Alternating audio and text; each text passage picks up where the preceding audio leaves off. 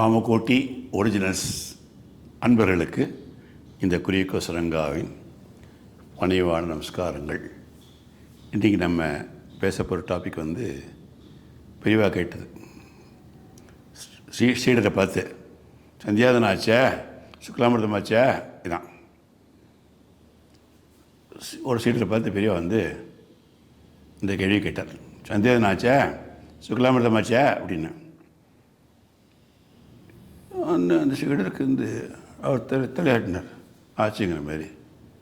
அதுக்கு மகாபிரியா திருப்பி அவர்கிட்ட சுக்லாமிரதம்னு சொன்னியான்னு நான் கேட்கல, ஆச்சான்னு தான் நான் கேட்டேன் அப்படின்னார். சீடருக்கு சிஷியருக்கு ஒன்றும் புரியல. பெரியவா என்ன கேட்குற, இந்த வார்த்தைக்கு இன்னும் ரெண்டுக்கு என்ன வித்தியாசம் அவனு புரியாமல் திருத்துன்னு முடிச்சார். எடுத்துருது குழம்பி போய் சில நிமிஷத்துக்கு அப்புறம் மௌன மரத்தில் பெரியவாளே சொன்னான், எங்கே சுக்லாமிரதம் சொல்லு பாப்பா அப்படின்னா. பெரியவா சொல்ல சொல்லும் அந்த சுக்லாமிரதம் விஷ்ணம் சசிவர்ணம் சதுர்புஜம் பிரசன்னவதனம் தியாயேத் சர்வ விக்னோபசாந்தயே அப்படின்னு சொன்னார். சீடர் சொன்னதை கேட்டவுடனே மகாபெரியவா, இதுக்கு அர்த்தம் தெரியுமா அப்படின்னார்.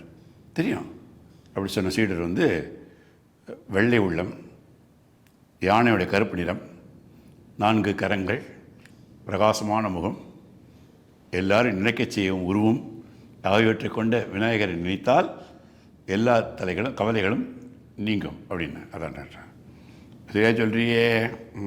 ஆமாம், அதுக்கு இன்னொரு அர்த்தம் இருக்குது, அது உனக்கு தெரியுமோ அப்படின்னு அப்படி சொல்லி சிரிச்சார்.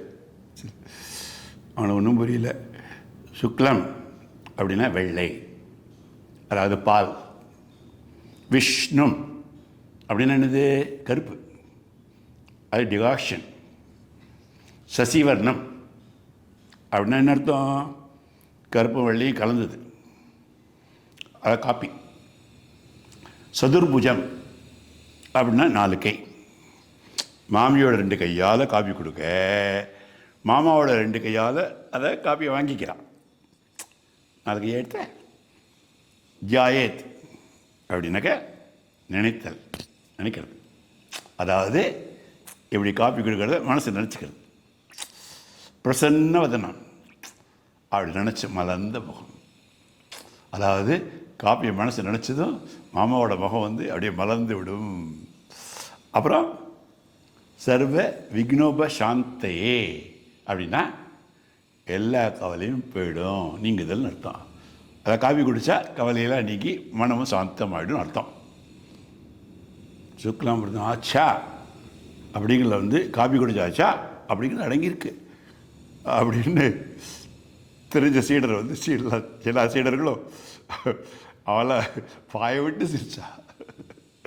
காஞ்சி பெரியவாளும் அப்படி ஸ்மைல் பண்ணிட்டார். பெரியவா சரணம்.